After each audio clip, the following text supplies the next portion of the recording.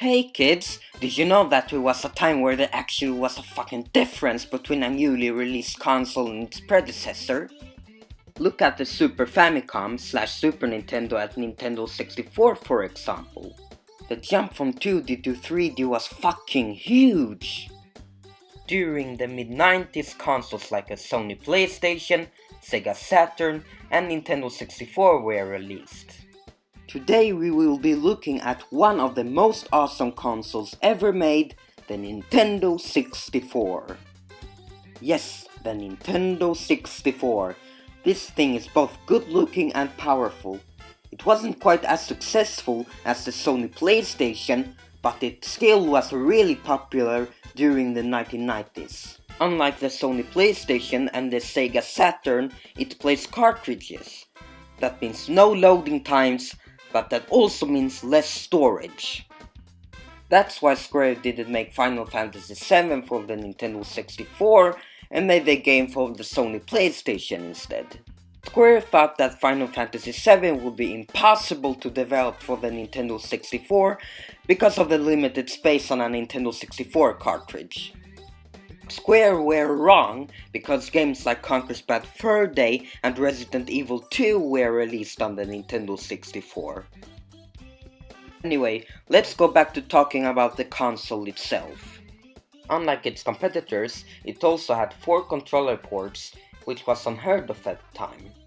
The Nintendo 64 was also more powerful than the Sony PlayStation. The Nintendo 64 had 4MB RAM, but with the help of the expansion pack, the console could now have 8MB of RAM. The expansion pack was mandatory if you wanted to play The Legend of Zelda Majora's Mask and Donkey Kong 64. Some games just used the expansion pack to display better graphics, and some games didn't benefit from it at all. To use the expansion pack, you simply just open up the hatch on the top of the console, take out the jumper pack, and insert the expansion pack. Now let's take a look at the controller. The controller has a D-pad, a start button, an A and B button, C buttons, 2 triggers, 1 Z button, and an analog stick. Thanks for this controller, analog sticks are now the standard. That's one of the reasons why the Nintendo 64 was huge. Sony PlayStation controller didn't have an analog stick, but Sony later fixed this problem by releasing the DualShock, which had 2 analog sticks. The Nintendo 64 controller looks really fucking weird. I only have 4 games, and those are The Legend of Zelda Ocarina of Time, Super Mario 64, Banjo-Kazooie, and Premier Manager 64.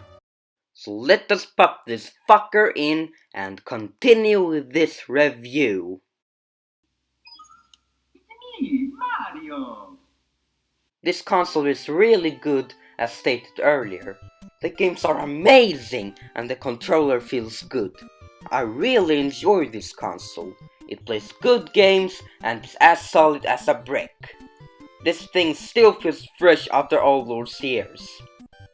It works just as good as it did in the late 90s. This is the most reliable console I've ever seen in my entire life. I've never had a console fail on me except my Nintendo DS, but that was because I was a little piece of shit that couldn't take care of my own stuff. What's there more to say about this console except that it's fucking awesome? I don't know. In conclusion, this console is awesome and you should buy it right fucking now.